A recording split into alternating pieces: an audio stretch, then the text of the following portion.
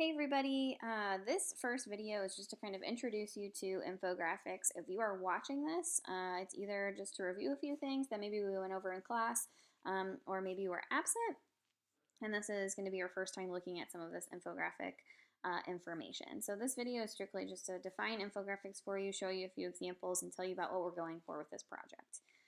So in case you aren't aware, which hopefully you are, but in case you aren't, the project that you guys are working on for at least the next 2 days is creating your own infographic. It is very much a journalistic tool, journalistic storytelling tool, which I'll explain. It's also going to kind of kickstart our design unit. It'll be a compilation of several units, but it's the first time we're really looking at the visuals instead of the verbals.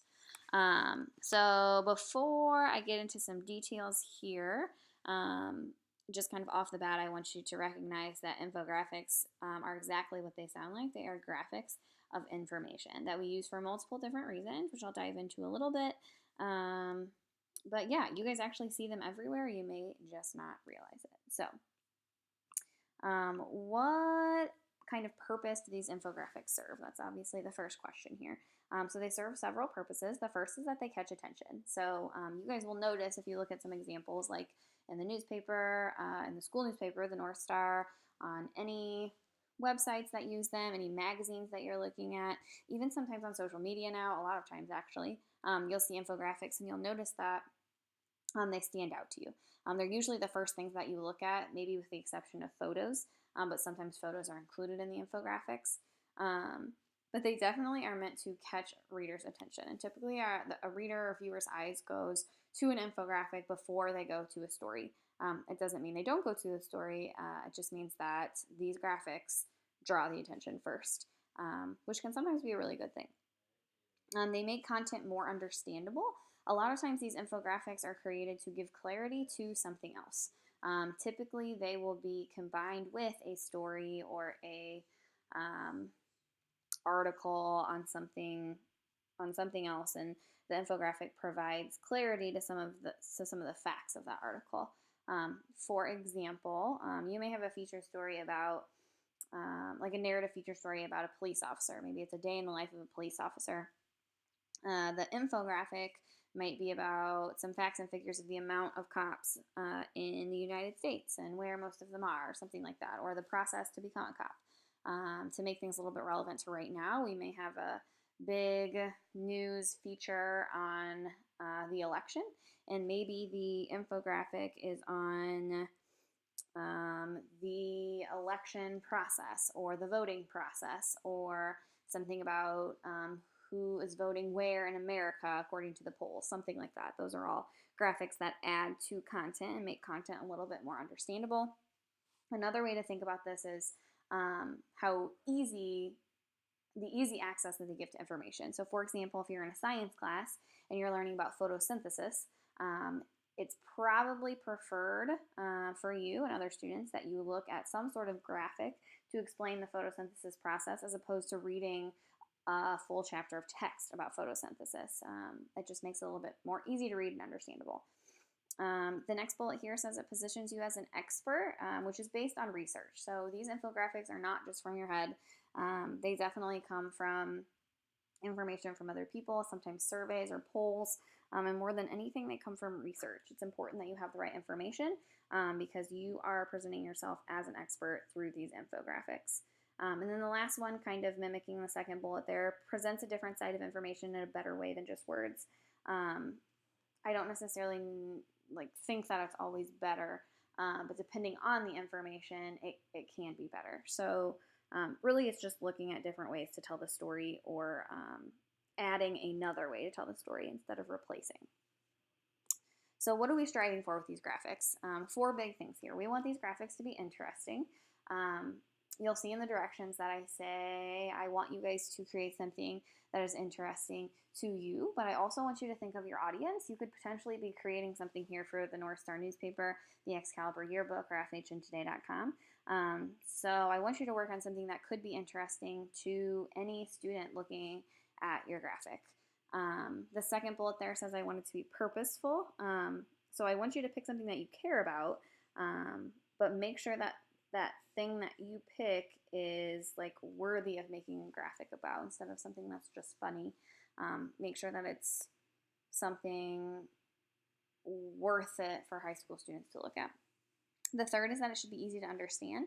My hope is that you, after you evaluate a few of these, you will see which ones are easy to understand versus ones that are not. Sometimes the more is not better. Sometimes more makes it a little bit confusing. So just make sure you are organizing your graphic in a way that everybody can understand it and it gives the best information necessary to tell whatever you're trying to tell.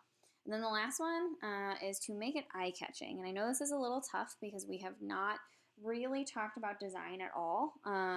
This is kind of your first step into design, and then we continue from here. But I think even without me teaching you many design basics, you know what looks good and what doesn't. You've seen professional publications use infographics before, and you know as a reader which ones you like and don't like. So just think about that. Think about making this look professional. Think about taking this up a notch from something you might have made in middle school to something that could really appeal to high school readers that really care. So I'm just going to show you a few examples right now. These are not like the best examples in the world necessarily.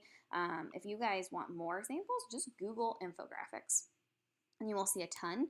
The ones that I'm about to show you right now are mostly like full page type infographics, but you can also find graphics in smaller form, which I'll show you in a second. Sometimes they're just as simple as a chart or a graph by itself. This is kind of just showing multiple different types of graphics, just different examples. A lot of times you'll see charts like these.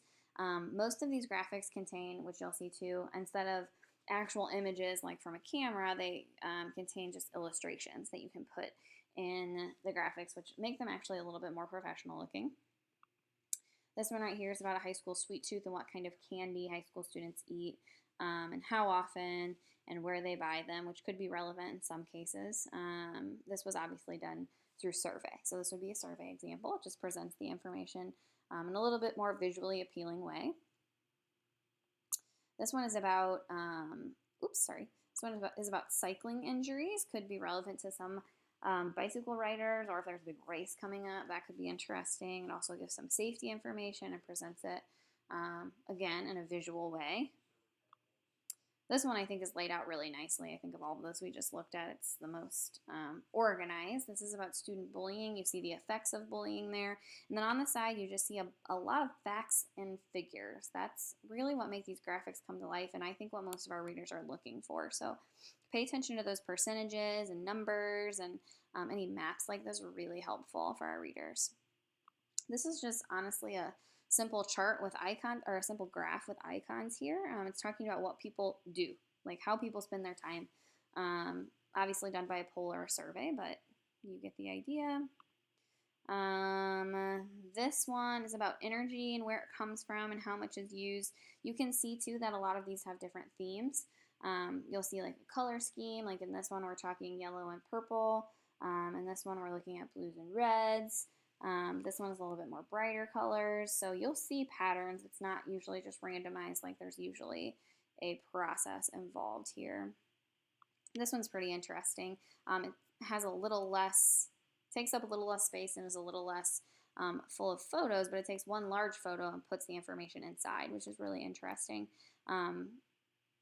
It is basically talking about what a student, the amount of time a student today spends doing something, and what they're thinking about. This one, obviously thematic, is about prom and where the dresses are coming from, how much they're costing, what people are spending on prom, so on and so forth. This one is a technology one, really just facts about technology products and a timeline of where those things started appearing. And this last one, really what I want to show you is down here, because what we're looking at is not a full page of graphic. We're just looking at two charts here, two different types of charts, which also work. This is a simple pro and con chart, and this is just a chart using shoes as the measurement, which is kind of interesting. And I just want to show you over here really quick. This is an example of how you could fit an infographic in the middle of a story, but you can also use them as full pages. So while most of the time they are used to add to something, they can also excuse me, they can also be left alone to give information. So that should be a great beginning for you. Have fun with this. This should be fun for you. Just work to create something really professional and interesting here.